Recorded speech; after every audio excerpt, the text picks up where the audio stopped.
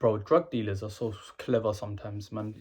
I knew this drug dealer, and I'm not gonna lie to you, he was making money, bro. He was making money selling drugs, selling weed pens, gummies, one of those kind of guys, yeah. Then he got into the jewelry industry. I remember there was a time where I was making gold teeth, like literally, you know, when you get gold teeth, diamond teeth, like I was making that when I was younger, when I was about 18, 19, 20, 21. Like that was my business that I had at the time. And this guy, he come in, the drug dealer, and he come in and he started making way more money than us, right? Selling gold teeth, selling grills, getting into the jewelry game. And I'm not gonna lie, I was thinking, yo, how is this guy lapping us? How is he doing better than us when we've been doing it for longer, right? You'd expect that we'd be, making more money and stuff like that. But I just clocked, bro.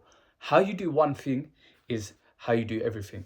Guys, that drug dealer, he was making money, like, and he was getting the identity, reinforcing the identity that he's the kind of guy that makes money.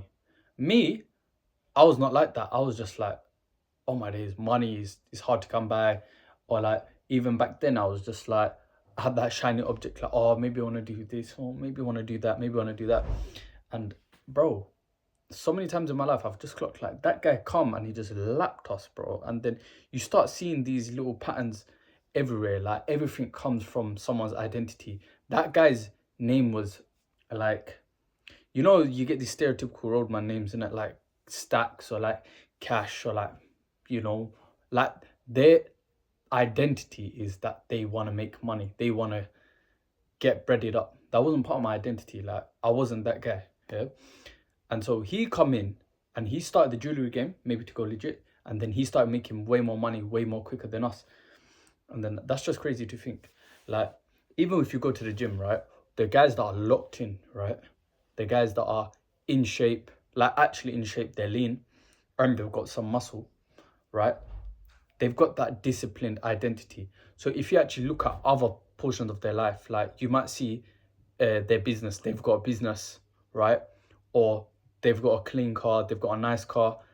More than likely, like when you see a person that's like kind of in shape about it, they've got some other stuff going on for them, because that same discipline identity trait that got them to their fitness goals actually really gets them to other goals as well. So I'm not gonna lie, it's not a small feat. For example, when my car is messy, right?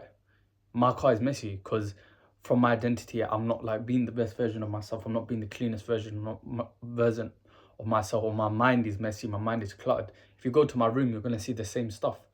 And when someone's car is clean, pristine, like they tend to be clean and pristine in other parts of their life as well. So I'm not gonna lie, like we need to, get the lighter on all our loose ends and flame those up. Like really and truly, let's say your finances are messy, like it might sound like stupid, but why don't you clean your room and see if your room is messy, see if your room is unorganized, see if your timetable is unorganized, and then just watch it.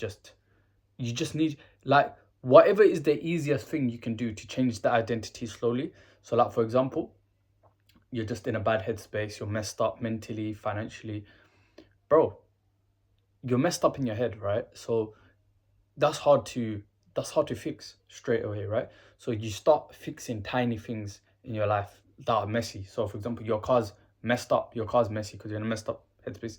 So all right, cool, like just tidy up your car slowly. You're slowly building the identity trait, like all right, cool, I'm fixing, I'm getting myself together. Okay, now I'm gonna start tracking my finances. Okay, and then over time, bro, give it that lapse amount of time, you're gonna just change. Like that's definitely what I've seen, what I've noticed, and I'm definitely trying to implement that more and more. How you do one thing is how you do everything, bro. How you do one thing is how you do everything.